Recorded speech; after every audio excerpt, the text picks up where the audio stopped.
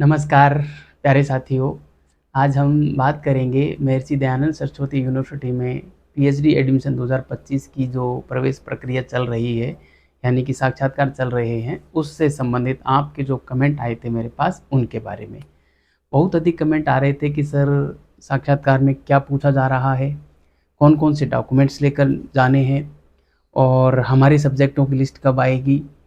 और इसके अलावा शोध प्रस्ताव को लेकर भी बहुत सारे प्रश्न आ रहे हैं कि सर कैसे बनाएँ, हमें कोई आइडिया नहीं है।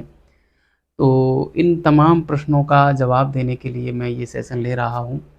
प्यारे साथियों, सबसे पहले तो मैं बता दूँ हिस्ट्री, पॉलिटी और ज्योग्राफी और जो हिंदी वगैरह ये सब्जेक्ट हैं, इनकी जो लिस्ट अभी नहीं आई है वो वेट करें, बस आप लोगों की लिस्ट भी आएगी। जैसे अभी सेकंड चरण स्टार्ट होना है 20 फरवरी से, सॉरी 20 मई से 28 मई तक, और इसके बाद आपका भी आ ही जाएगा तब तक, ठीक है? तो आप लोग थोड़ा-सा धैर्य रखें और आप लोगों को जितना पता होता है उतना ही मुझे पता होता है ना?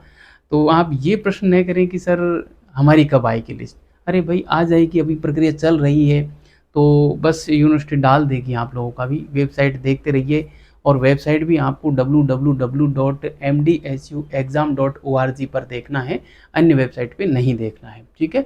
वहीं पे सूचना डाली जा रही है, या फिर मेरा चैनल देखते रहिए, मैं भी सूचना दे दूँगा। तो ये तो आपका एक प्रश्न रहा कि सर हमारा कब आएगा? तो आप लोग वेबसाइट देखते रहें, मैं भी आपको सूचना दे दूँगा, वेट करें, बस जल्द आप लोगों की भी आ जाएगा, ठीक है?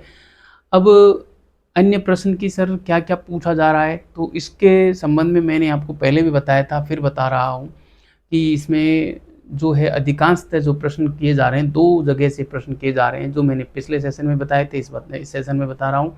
एक तो आपके रिकॉर्ड से लेकर प्रश्न पूछा जा रहा है कि आप की जो मार्कशीटें हैं, उनमें से प्रश्न पूछ रहे हैं कि 10वीं में कितने नंबर थे, 12वीं में कितने थे, ग्रेजुएशन में, पोस्ट ग्रेजुएशन में कितने थे, है ना? आपके टोटल मार्क्स कितने हैं, उसमें से कितने नंबर आए, परसेंटेज भी पूछ रहे हैं। इसके पीछे हो सकता है कि वो एकेडमिक रिकॉर्ड वगैरह का एक मोटा-मोटा अंदाज़ा वो लगा रहे हों, और ये भी उनका मोटिव हो सकता है कि वो ये भी जानना चाहते हैं कि बच्चा अपने अतीत के बारे में कितना जानता है, मतलब अपने फॉर्म वगैरह खुद भरता है कि नहीं भरता है, क्योंकि बच्चा जब खुद फॉर्म भरता है ना तो उसको रोल नंबर वगैरह याद रहते हैं, अन्यथा रोल नंबर याद नहीं रहते। तो इस वजह से भी हो सकता है। और दूसरा जो प्रश्न किया जा रहा है वो सबसे अधिक प्रश्न यही किया जा रहा है, और मुख्य प्रश्न जो आपके एडमिशन में जो मुख्य भूमिका निभाएगा वो यही है कि आप पीएचडी क्यों करना चाहते हैं? आपका टॉपिक क्या है? यानी कि आपकी समस्या क्या है? आप क्या खोजना चाहते हैं?